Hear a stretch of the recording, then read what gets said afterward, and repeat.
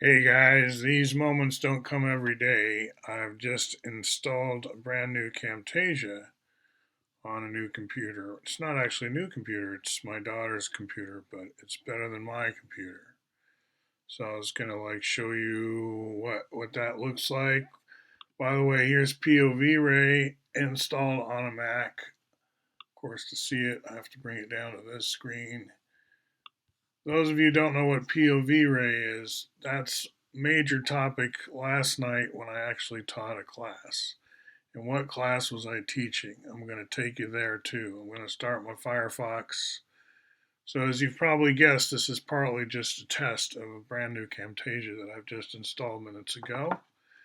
But if you're old to my channel or new to my channel, you know what goes on here. I have kind of a combination of math and stuff that goes on. So what I'm going to do is before I go any further with my browser, I'm opening something called Anaconda Navigator. And through here, I'm going to get to Python. And what Python does is it writes scene description language, which is then consumed by this ray tracer called POV-Ray, which then outputs these various graphics. Now, Anaconda is, I call it a distro of the Python computer language, but mixed in is a whole bunch of other third-party stuff. So it's a big Python. So Anaconda is, I guess, a big snake, right? There are a lot of snake puns around Python, which was, however, originally named for Monty Python by Guido. He could watch British television and stuff from Holland, from Amsterdam and stuff where he was. So Guido's Dutch, right? Okay, launch Jupyter Lab. So I'm starting this process. It's going to start a server on my computer. If I minimize this and go back to Firefox, I can just twiddle my thumbs and wait for Jupyter Lab to boot up here. And then I'm going to show you this kind of high school level math course I'm teaching, again, as a test of Camtasia. And I'm going to come back here and end up explaining what I'm doing at the end, which is rendering.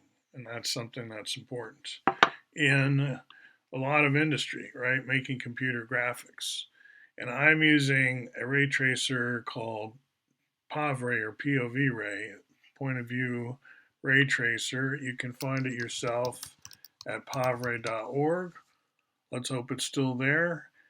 And you can also get it working on a Mac. Windows, it works really well, but it's also very easy to put, or not that hard to put on a Mac. And I even have this graphical interface working for me on a Mac. So back to this curriculum in Jupyter Lab. Let's go full screen on this. So Jupyter Lab is a way of looking at Jupyter notebooks, which are kind of down here on the side, orange icons. And what we've been doing is looking at high school level coordinates, high school level topics such as XYZ coordinates and other high school level math topics. You know, XYZ vectors. We just jump right into it. We don't teach it twice. First, that you have to have points and talk about them, and then vectors is a whole second pass. You can kind of do it that way if you want, but my preference is let's just jump straight to the vectors and go to XYZ through those and go to three-dimensional right away. You can use the 2D drawings. But because we have a ray tracer in the picture and we have Python in the picture, it is not too much work to construct scenes like this, right? We use the Python to create the scene description language that drives the ray tracer, POV-Ray. And so we get like this picture of the XYZ coordinate system itself wrapped in a graph, or you could call it octahedron in this case. And what we learn about is what information do you need to store? What do you have to have on file in order to give a ray tracer enough information to make a graphic like this? We don't put a lot of time or work into the sky and the background. That's kind of a canned inclusion inside of POV-Ray or POV-Ray. We don't have to worry about the beauty of the sky and so on, but each cylinder and cone and then the color and stuff. So it's a good way to teach object-oriented programming. You guys in computer science teaching that. By guys, I know there's some controversy. I mean, all walks of life, all genders, and so on. If you want to go this route of teaching object-oriented programming, your pure vector can be like just the mathy vector with the sort of primary characteristics, as the philosophers used to call them, of length, direction and length. That's it. You're in a very sparse, conceptually, you could say frugal, stark. There's no color, there's no thickness of the rod. You don't have to treat it as if it were physical. It's metaphysical, really. And that's how math keeps it so brief, because then through generalization it applies to everything in practice. So then you can talk about the thickness of the rods and so on. But as we go down, looking at these pictures, you see they have definite colors and so on. So it's the subclass of the vector class that handles all that kind of stuff, secondary attributes. So then I have the ability to write scene description language out of this Python. And we spent some time last night looking at the text substitution, how you get these scene description language things. I'm going to go back. Don't need full screen anymore. So how we go back from exit full screen. How we go back to this file, let's see, where's the render me file? It's basically, I'll show you what it looks like. I think I have it here though.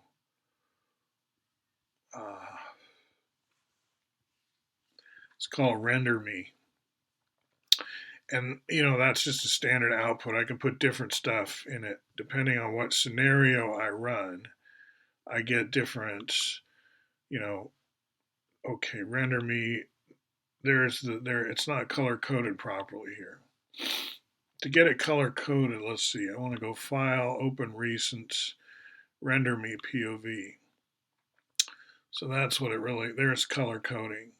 So this is what the final result is. This gets written out from Python. So this text file is from Python, and I wouldn't type all this. This is too much work, right? For me to just type things like this every time is too much. But Python, easy to do, easy to get this out. And then you just hit the render button. So right here, render. And if I bring this window down, you can see the render process. Put this off to the side. It goes really quick because there's not much going on here. But as I tell my students, when you're making a movie or something like Shrek, you got to have a render farm, and it takes a long time to render a frame. But this is very, very quick. And so this is the scene description language over here, which is driving what's happening on the render side. And where it's all coming from is from inside Python, where I'm using a program called POV.py and explaining it to high schoolers in the context of them learning about XYZ and vectors and all that stuff. And so they're learning the Python language and high school level math and ray tracing all at the same time, except I don't put a lot of pressure or emphasis on doing all of this yourself. You can just appreciate what the ray tracer is doing and watch me do it and decide yourself if you want to tackle actually doing ray tracing yourself, and you're totally welcome to, because it's all free open source. So that's the kind of class we have in the Silicon Forest, and this was my first video with the new Camtasia. So I hope you found that of some interest, and we'll talk to you again.